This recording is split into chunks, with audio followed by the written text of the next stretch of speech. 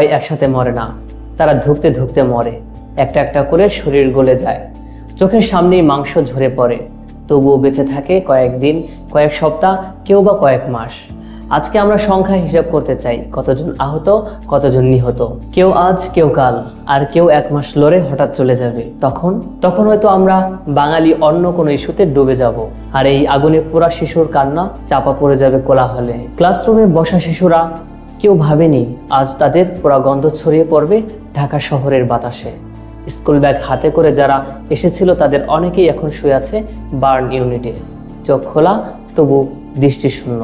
গত একদিনে 27 জনের মৃত্যুর সংখ্যা জানা গেছে, কিন্তু যাদের বুক জুড়ে এখনো পোড়ার ছাপ, যারা এখনো হাসপাতালে শুয়ে 1 ফোঁটা পানি চায় ঠোঁট ভেজাতে, তাদের মৃত্যুর দিনগুলো কেউ গুনছে?